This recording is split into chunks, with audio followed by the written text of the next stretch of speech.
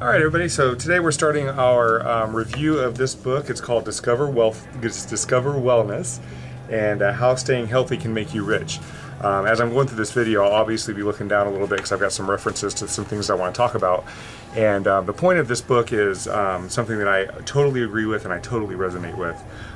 The book is discussing, the financial ramifications of our current healthcare situation in this country and of the upcoming healthcare crisis that's coming down the road.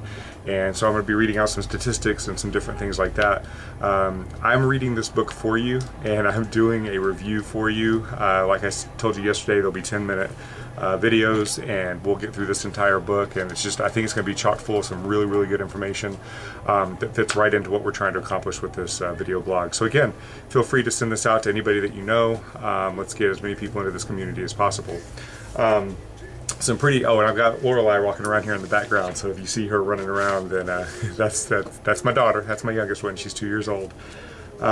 So they were talking about in here some statistics, and one of the quotes that they opened up with I thought was very, very appealing and very true. There she is, right back there.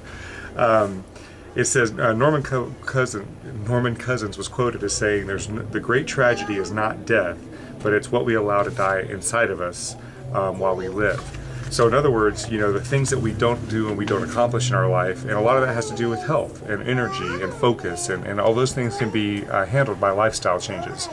So, by handling our wellness and living a wellness lifestyle, we can actually start accomplishing these things and live our purpose on this earth. Okay, so to start off with, one of the statistics that shows the financial effect of, our healthcare situation is that every 30 seconds... Yeah, there's Daddy on the video. You want to come over here? Yeah. Hey, there's Lorelei. Every 30 seconds, somebody files for bankruptcy based on a serious healthcare problem. In other words, these huge medical bills come in and forces somebody into bankruptcy. And, a lot of our healthcare, or a lot of our things that we spend money on, we don't realize that we actually have to pay for all these high medical bills and all these high healthcare costs. And the way that we pay for it is in our consumable products. For example, in Starbucks pays more money for healthcare expenses than they do for coffee. Cookies. General Motors pays more money for their healthcare expenses than they do for steel. So think about this. If we can get our healthcare values down, think about that, what that would do for our economy. Experts are predicting that it's going to take at least $200,000 in savings for you to be able to retire and cover your medical expenses. $200,000. Some experts are saying that that's conservative, that it's actually $300,000. So, that's a pretty significant number that we really have to deal with, and that's something that we need to take into consideration now.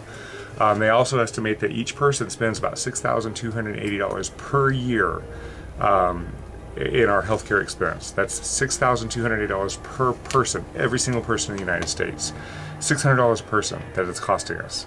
So, this is all pretty expensive. And again, this money doesn't come from thin air. Even if the government's paying for some of it, it still comes out of our taxes and in the form of, higher consumable goods and higher products that we buy and the pricing.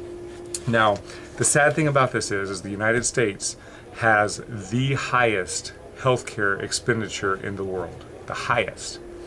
We have the most doctors per capita. We have the highest level of research, and the pharmaceutical companies and all these things that would make you think that we were leading into being the healthiest country in the world.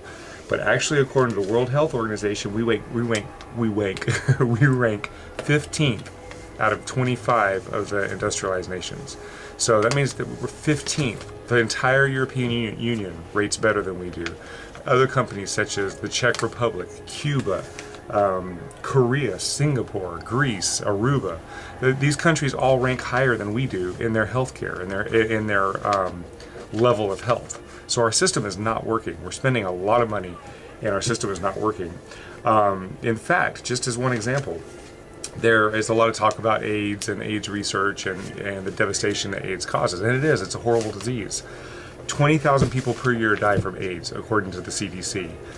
199,000 people die unnecessarily per year due to our medical system. Let me read off some numbers real quick. $77 billion in unnecessary medical costs, 116 million unnecessary physician visits, 77 million unnecessary prescriptions, 17 million unnecessary emergency department visits, 8 million unnecessary hospitalizations, 199,000 deaths, 20,000 deaths per year due to just errors in hospitals. We can write SpongeBob in just a minute. 12,000 deaths due to unnecessary surgeries, and 7,000 deaths due to medical errors in hospitals. I'm sorry, the 20,000 deaths were from other errors, not medical errors. So basically, you've got all these things going on, and you think about all these unnecessary physician visits and unnecessary prescriptions, and this comes down to the fact that people are not educated on what their body can do and when it is necessary to go to the doctor and when it is necessary to take a prescription. And they're being programmed at the same time that we have a lack of education. We're being educated and programmed by the pharmaceutical companies. I have a huge marketing budget. In fact, the pharmaceutical companies with the highest number one sales in a particular drug is not based on the need of the medical needs of the country. It's based on the most marketing budget, what they spend on their marketing. So we've really got it messed up here in this country. We're also being programmed to believe that that taking medications and taking these pills will lead us to a healthier state, when in fact it doesn't. What it does is cover up symptoms, allow us to keep on functioning through our days, but allows the underlying problem to fester and get worse and worse, which ends up causing major problems down the road, which is good for the pharmaceutical company because then they have a customer for life. And I also want to say that the FDA says that these estimates that I just gave you, all those numbers, are all actually probably very, very modest in their numbers because of the high risk of malpractice suits that can happen by admitting errors. So there is a code of secrecy in the medical profession as far as admitting errors. So these numbers are probably 10 times less what they should be. I've seen that number several times. That you can multiply these numbers by 10 to get accurate numbers. So just something to really, really consider. And also consider that half of all personal bankruptcies are due to medical bills. Okay? So what is the book saying, and what is the solution to this problem?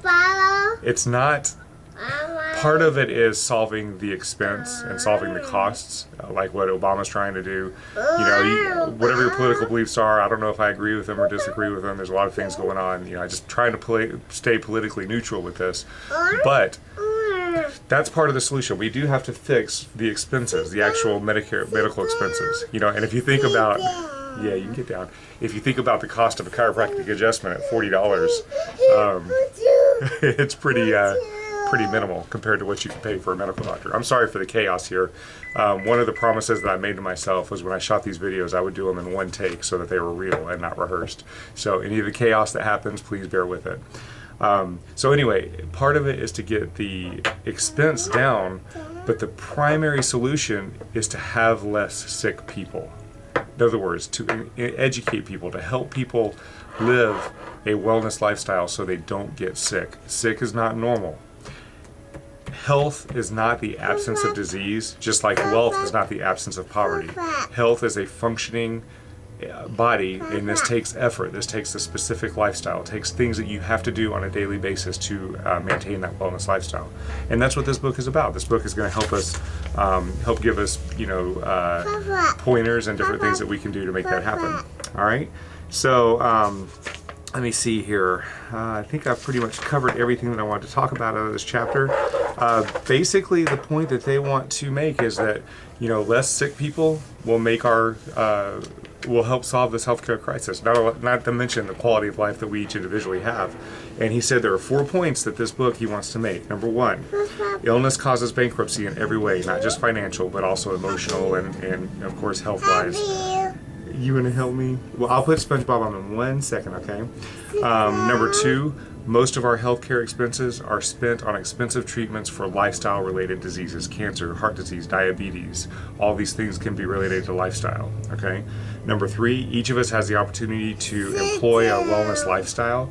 And number 4, we actually have a responsibility to try to save our country and save our economic situation and the quality of life for everyone around you by developing a wellness lifestyle and by moving into a healthy, fuller expression of yourself. Okay? I hope you enjoyed this, and we'll see you tomorrow. We'll talk about the next subject tomorrow. Bye-bye.